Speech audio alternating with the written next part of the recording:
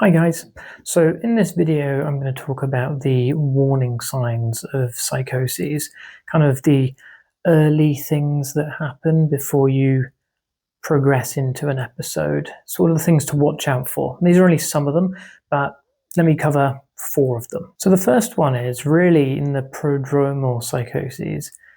If it's a first episode, it's really hard to notice these things happening, and that's because you haven't built up the experiences and the knowledge and insight, most importantly, to recognize them for what they are. And so this video can help with that. But one of the first primary experiences is strange emotions.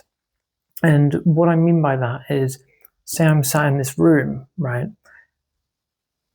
It's calm, it's peaceful, nothing's happening.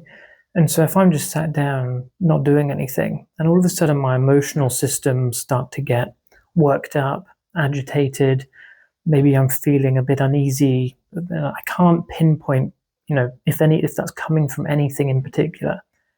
It's just happening. That's a really good sign, an indication that maybe something else is kind of having an influence on you.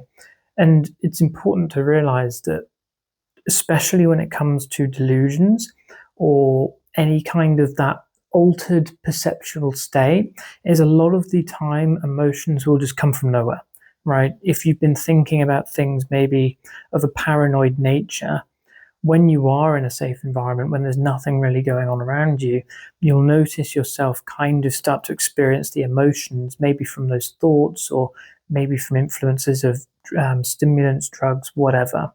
And so it's really important in that first phase to notice strange emotions. Ask yourself, what am I feeling right now? Does it come from anywhere? Have I got a hole in my tooth that's making me anxious? That's one of mine. I've got a hole at the moment in my tooth, and sometimes I'll sit down and all of a sudden I'm anxious because I need to get it fixed. Or have you got a promotion coming up, or have you got an event coming up? Is there any way you can figure out where the emotion's coming from? If not, talk to someone about it. Say, look, this is what I'm feeling, so that you can try to get some insight into it. The next is withdrawal, and that kind of comes from the strange emotions, right? When you're not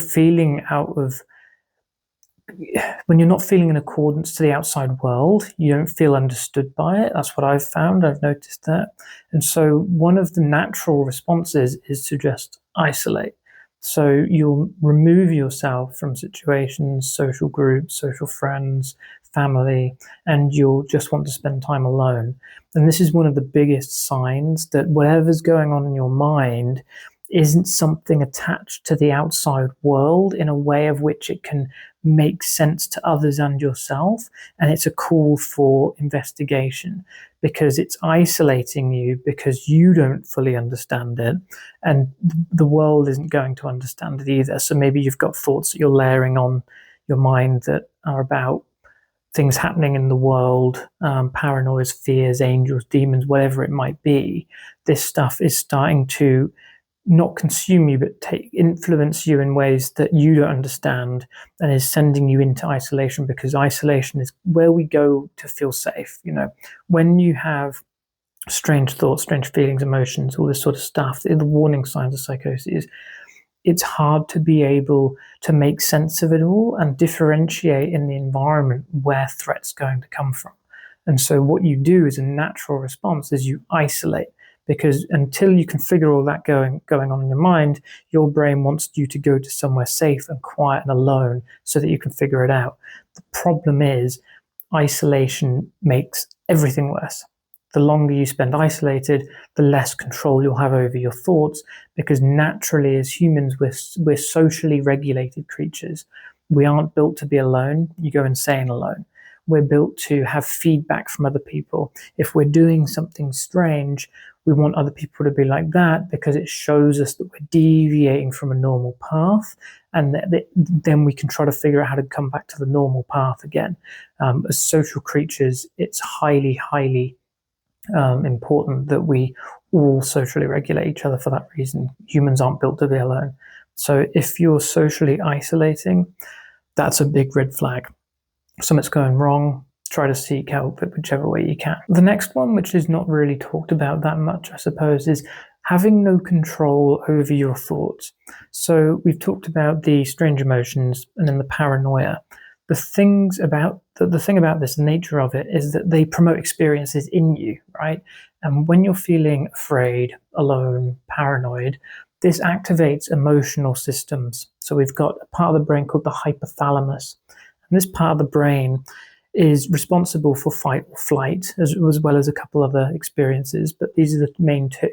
And when you're engaged in fight or flight, this can happen inside the mind as well. It's not just a physical thing that happens. You don't just start running away from wherever you are, or hiding, or trying to fight everything around you.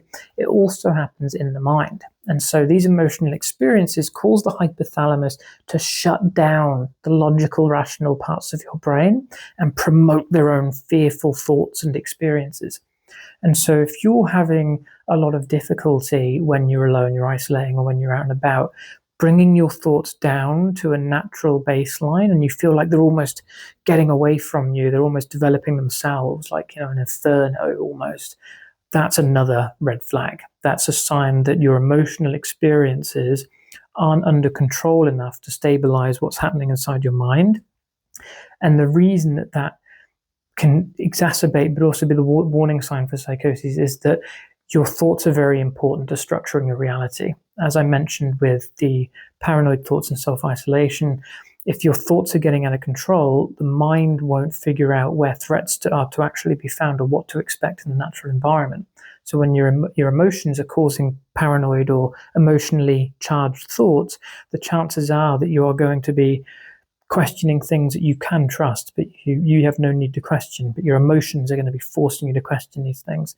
Your emotions are going to be making you maybe turn friends into foes and think nasty things about them. And so your emotions are going to boil up and your thoughts are going to get out of hand. And then it will lead to things like isolation and the further development of a psychotic episode. I've noticed if you're able to get and identify the thoughts as they're happening and the emotional experience, and focus on calming the emotional experiences down, you can have quite a good amount of success with that. It really works. You just have to develop that forward-thinking vision to isolate, when things are going wrong, like what I've talked about, really, to make sure that you're not going off the beaten track. Right, I hope that video was useful, and I'll catch you on the next one.